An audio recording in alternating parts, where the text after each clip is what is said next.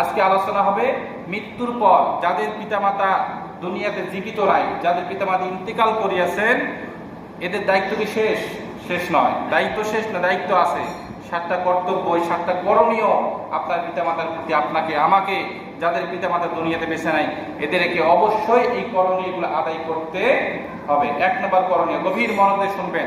পিতামাতার জন্য মাগফিরাতের দোয়া করা, পিতামাতার জন্য রহমতের জন্য দোয়া করা, পিতামাতার জন্য দোয়া করা। রব্বুল আলামিন, আমার পিতামাতা আমাকে অনেক কষ্ট করে লালন পালন করেছেন, আমাকে পড়ালেখা শিখিয়েছেন, দিনের পথে আমাকে অটুট রাখার জন্য, দিনের পথে অটুট থাকার জন্য আমাকে তিনি আহ্বান করেছেন, ইসলামের মধ্যে তিনি আমাকে কোরআনে হাফেজ বানাইছেন, আলেম বানাইছেন। আজ তিনি আমাদের মাঝ থেকে তিনি চিরবিদায় নিয়ে অন্ধকার কবরে চলে গেছেন। রব্বুল আলামিন, তুমি আমার পিতামাতাকে জান্নাতের মেহমান হিসেবে কবুল করো। এরকম ভাবে দোয়া করা, যেমন হযরত ইব্রাহিম আলাইহিস সালাতু ওয়াস সালাম পিতামাতার জন্য দোয়া করেছিলেন, রব্বানা গফিরলি ওয়া লিওয়ালিদাইয়া, রব্বুল আলামিন তুমি আমাকেও ক্ষমা করে দাও, তুমি আমার পিতামাতাকেও ক্ষমা করে দাও। যদিও বা তার পিতামাতা মুশরিক ছিলেন, ইব্রাহিমের পিতামাতা কি ছিলেন? মুশরিক ছিলেন। আল্লাহ তাআলা বলেছেন যে তোমার পিতামাতা মুশরিক, আল্লাহ তাআলা যখন নিষেধ করেছেন তখন তিনি দোয়া করেন নাই। সুতরাং আমাদের পিতামাতা মুশরিক না, মুশরিক কি?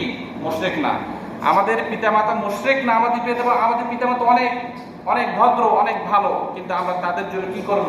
দোয়া করব, রব্বুল আলামিন তুমি আমার পিতামাতাকে মাফ করে দাও।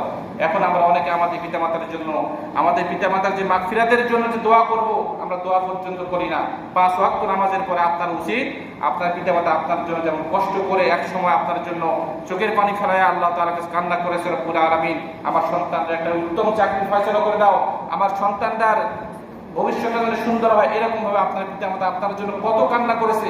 আপনার লেখাপড়ার জন্য আপনার পিতামাতা গাছের সুপারি বিক্রি করে আপনার লেখাপড়ার খরচ বহন করেছে। এত কষ্ট করে আপনার জন্য আপনার পিতামাতা যে আপনার জন্য এত কষ্ট করেছে, এখন আপনার উচিত হবে আপনার পিতামাতা যেহেতু দুনিয়াতে নাই, তারা যেন সুখে শান্তিতে থাকে, তারা যেন জান্নাত পায়, এই জন্য আল্লাহ তাআলার কাছে কি করা? দোয়া করা।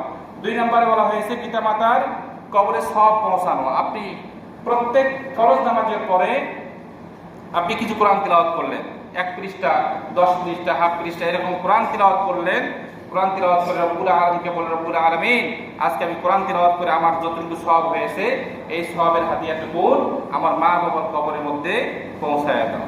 এটা হলো আপনার জন্য হক, কিন্তু আপনি তো নামাজেই পড়েন না, কোরআন তিলাওয়াতও করেন না, তাহলে আপনি এই 2 নম্বর হক থেকে আপনি অবশ্যই বঞ্চিত, ঠিক না ভাই?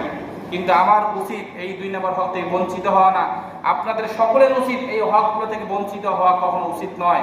আপনার জন্য উচিত হবে প্রত্যেক ফরজ নামাজের পর কোরআন তিলাওয়াত করে, সূরা ইখলাস 3 বার পরে, দরুদ শরীফ পাঠ করে, পিতামাতার জন্য যে 1 খতম কোরআন শরীফের সওয়াব, 3 খতম কোরআন শরীফের সওয়াব পিতামাতার কবরের মধ্যে পৌঁছানো, এরকম এটা আমাদের সকলের দায়িত্ব। এরপরে বলা হয়েছে পিতামাতার সঙ্গী, যে পিতামাতার যারা বন্ধু বান্ধব, যারা আত্মীয় স্বজন আছে, এদেরকে সম্মান করা। অনেকে দেখা যায় যে আমার বাবার অনেক রকমের বন্ধু বান্ধব আছে দুনিয়াতে, মারা যাওয়ার পরে তারা খোঁজ খবর নেওয়ার জন্য আসে যে তাদের পরিবারটা কিভাবে চলতেছে, তাদের সন্তান কিভাবে চলতেছে, তাদের বাড়িতে যারা আছে এরা কিভাবে, তারা কেমন আছে। আমার বাবা, মনে করে যে আমার বাবা ইন্তিকাল করিয়াছেন, আমার বাবার যারা বন্ধু বান্ধব যারা এসেছেন, তারা যদি আসে তাদেরকে সম্মান করা, এটা হলো হক। এটা কি হক? আমরা অনেকে অসম্মান করি, আসলে বসতে দেই না, আবার কথাবার্তা বা মনের মধ্যে একটা অহংকার ভাব নিয়ে থাকি, কিন্তু এটা আমাদের জন্য উচিত নয়। আমার মা যদি মারা যায়, আমার মায়ের যদি কোনো আত্মীয় স্বজন থাকে, অনেকের আত্মীয় স্বজন থাকে, তারা যদি আসে আমরা তাদেরকে সম্মান করব।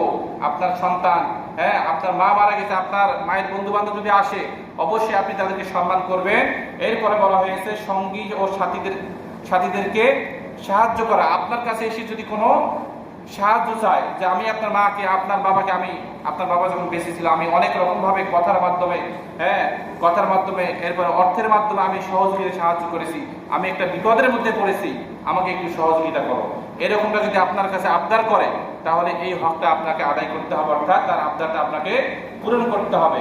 এরপরে বলা হয়েছে যদি কোনো পিতামাতা দুনিয়াতে কোনো ঋণ রেখে যায়, যদি কারো কাছ থেকে 10,000 টাকা নিয়ে যায়, 10,000 টাকা নিয়ে আসার পর ওই রাত্রে সে মৃত্যুবরণ করেছে, এখন সে মৃত্যুবরণ করার পর ওই 10,000 টাকা কি মৃত্যুটা কি পরিশোধ করতে পারবে? পারবে না। তার সন্তান, তার স্ত্রী বা তার ভাই ব্রাদাররা আছেন, তাদেরকে এই ঋণ আমানত এগুলো কি করতে হবে? পরিশোধ করতে হবে, এটা হলো হক। এরপরে বলা হয়েছে শরীয়ত সম্মত ওসিয়ত পূরণ করা। আপনার যদি অনেকের সন্তান, অনেকের বাবা মা বলে যে আমার নাতি আমার জানাজা করবে, এরকম বলে কিনা? বলে।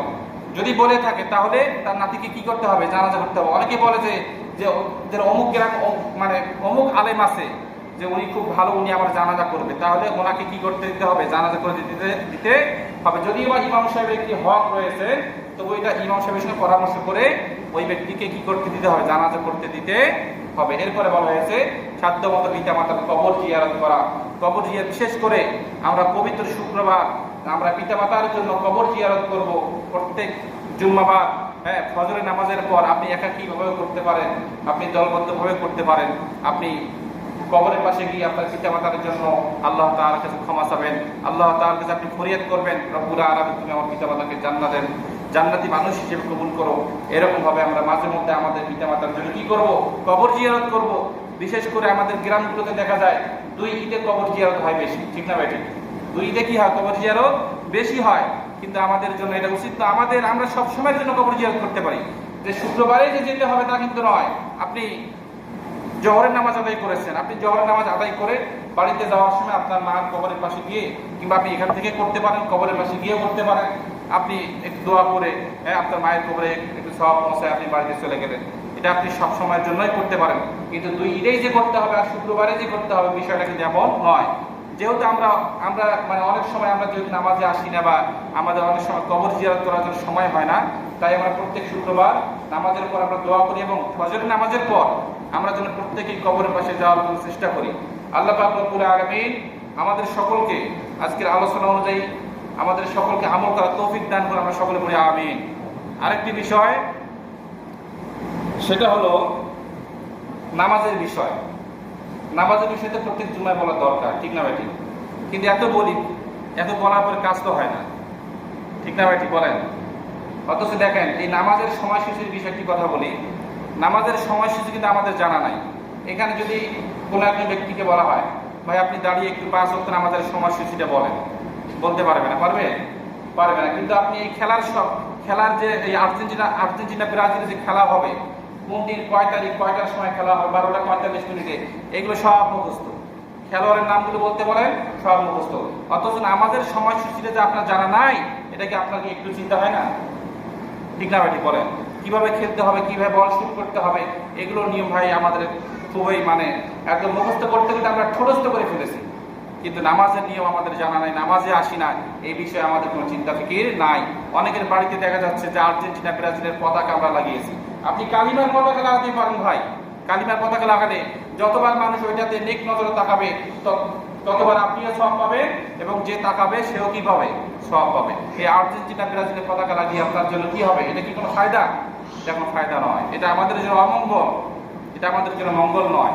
সুতরাং আমরা যারা এগুলো লাগিয়েছি, এগুলো আমরা সকলে খুলে ফেলে যদি প্রয়োজন হয় কালিমার পতাকা লাগাবেন, তাহলে দেখবেন যে আপনি সওয়াব পাবেন, এবং যে তাকাবে সেও কি সওয়াব পাবে। আল্লাহ তাআলা আমাদের সকলকে 5 ওয়াক্ত নামাজি হিসেবে কবুল করে, আমরা সকল পড়ি আমিন। আমরা এখন যারা কবলা জুমার সাথে সুন্নাত নামাজ পড়ি নাই, সুন্নাত নামাজ পড়ি।